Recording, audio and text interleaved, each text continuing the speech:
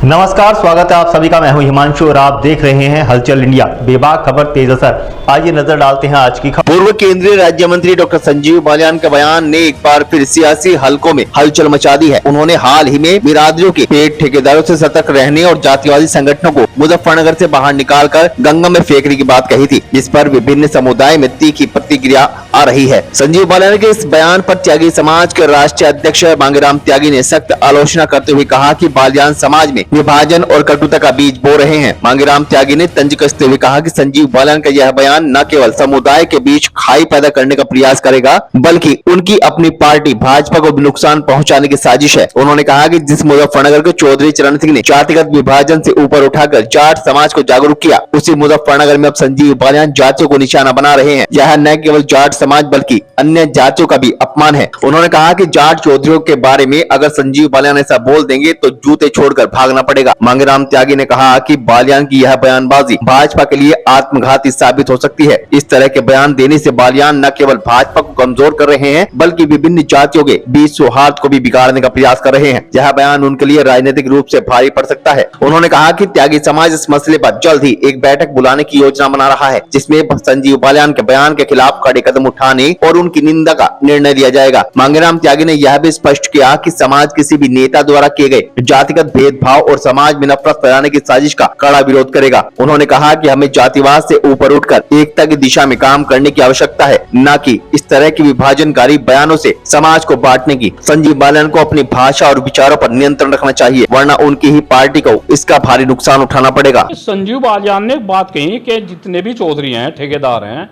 इन्हें गंगा में फेंक दो। पहले तो मैं ऐसा शुभकामनाएं दे रहा है। गंगा हमारी माता है, गंगा की गोद में कहा फेंकने को, ठीक है, कीचड़ में नहीं कहा। और ये गंगा को गलत तरीके से पेश कर रहा है, गंगा मैया को। ये जो है इसी का खमियाजा है कि संजीव बालियान खुद अपने जो इसके अक्षय थे, भाजपा के ब्लाइंड सपोर्टर थे, वहां से बिहार को गया।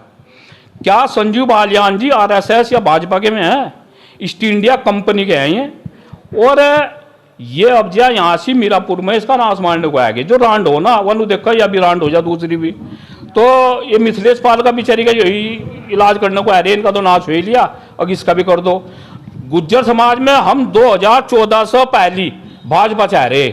यहाँ यशपाल पवार जैसे की जरूरत है, यहाँ राजपाल सैनी की जरूरत है, नेताओं की जरूरत है यहाँ रही। इसकी बात मैं चौधरी चरण सिंह को धन्यवाद दे रहा हूँ और शुभकामनाएं दे रहा हूँ, और उनके परिवार को भी, और उनको नमन कर रहा है। ये जाट समाज को 60 साल पहले उन्होंने कहा था एक हो जाओ और अपनी हक मांगो दिल्ली से, और उसी का परिणाम है आज उपराष्ट्रपति जाट, हर जगह जाट, कैबिनेट मंत्री जाट, और किसानों की जो बात उठाता है वो भी जाट उठाता है। यानी कि जाटों के किसी खाप चौधरी को या अध्यक्ष को आगे देखना बिना चप्पलों के भागेगा। चौधरी को किसी को कहा के देख, संजीव बालियान बिना जूतों के भागेगा गाँव में से, सिसोली का आगे देख किसी को। और रही उसकी बात, अगर गुजरों पर, त्यागियों पर, ठाकुरों पर, पाल प्रजापति किसी पर उंगली उठावेगा, गंभीर खमियाजा भुगतना पड़ेगा, हिसारी भागेगा भाई। आगे हमारी 25,000 के लगभग वोट हैं, ये तो कुछ का कुछ बताओगे। मैं माननीय योगी जी भूपेंद्र चौधरी को बता रहा हूं कि 25,000 वोट हैं, कोई ना कोई बड़ा डिसीजन होगा। और अपने वालों को आराम है भाई, अब लग तो तुम्हें किसी ने अभी तक टोका नहीं, अब कल तो हम भी शुरू होंगे वहां से और कुछ ना कुछ कड़ा डिसीजन लेंगे, ठीक है। और ये अब जब तुम्हें कहेंगे भाई चलो तुम कुर्ते पर हो, तो भाई तुम भी देख लियो, कोई ठेकेदार हो त्यागी समाज का ठेका कर रहा है, या कोई बीजेपी का ज्यादा वो है, वो अपने आप को नहीं दिखा रहा भाई तुम्हें जो होना है प्रदेश अध्यक्ष बना दे, वो सोच समझ कर जा। गाँव में सम्मान की बात है, जो खतौली है मुजफ्फरनगर में या वही होगा यहाँ से, हमने बताया थी, बस ये हमें पता नहीं क्या होगा। मैं ये बता रहा संजीव बालियान को, जो संविदा कर्मी बता रहा है, और संविदा कर्मी के बलबूते 50% संविदा कर्मी है, हम उनका सम्मान कर रहे, हमारे बेटे और भाई हैं, और ये उनका अपमान कर रहा है, इसका खमियाजा इसको ही भुगतना पड़ेगा।